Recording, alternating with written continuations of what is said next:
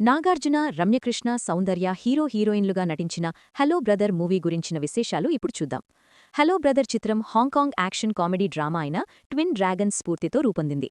అయితే దీని సోల్ను మాత్రమే తీసుకుని తెలుగు నేటివిటీకి తగ్గట్టుగా ఈవీవీ గారు స్క్రిప్ట్ను రెడీ చేసుకున్నారు.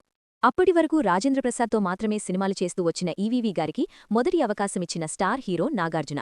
ఆయనతో సినిమా చేసేప్పుడు చాలా జాగ్రత్త పడాలి. హీరో కవలలుగా పుట్టడం, పుట్టిన వెంటనే వాళ్లు వేరుబడడం, ఒకరు గొప్పవారుగా మరొకరు పేదవారుగా లేదా క్రిమినల్గా పుట్టడం వంటిది చాలా పాత ఐడియా. పైగా ఈ మూవీకి 2-3 ఏళ్ల ముందు మెగాస్టార్ చిరంజీవి రౌడీ అల్లుడు చిత్రం వచ్చింది. అది కూడా ఇంచుమించు అలాంటి కథే. దాంతో హలో బ్రదర్ ప్రాజెక్టు చర్చల దశలో ఉండగా ఎన్నో విమర్శలు వెల్లువెత్తాయి. రాజేంద్రప్రసాద్తో సినిమాలు చేస్తూ కాలం గడుపుతున్న ఈవీవీ గారికి వారసుడు అవకాశం వచ్చింది. కానీ అందులో ఇద్దరు హీరోలు ఉన్నారు కాబట్టి ఓకే, బాక్సాఫీస్ వద్ద నడిచిపోయింది. కానీ నాగార్జున ఒక్కరితోనే ఈ ప్రయోగమంటే ఆయనకి డిజాస్టర్ పక్కా అని అంతా కామెంట్లు చేశారు. ఇండస్ట్రీలో చాలామంది నాగార్జునకి ఫోన్ చేసి దయచేసి ఈ ప్రాజెక్ట్ని పక్కన పెట్టామన్నారు. నాగ్ తండ్రి ఏఎన్నార్ కూడా ఈ లిస్ట్లో ఉన్నారు. కానీ నాగార్జునలో ఏదో తెలియని కాన్ఫిడెన్స్ అలా ముందుకు నడిపించింది. చాలా అనుమానాల మధ్య సినిమా రిలీజైంది.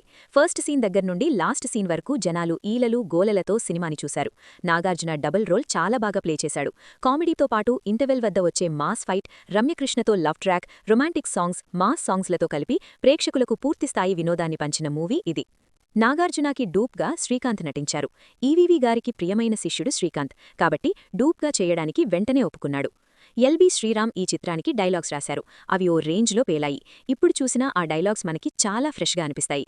రాజ్కోటి సంగీతంలో రూపొందిన పాటలు, ప్రియ రాగాలే, కన్నెపెట్టరో కన్ను కొట్టరో వంటి పాటలు ఆ టైంలో ఎక్కడ చూసినా మార్మోగిపోయాయి.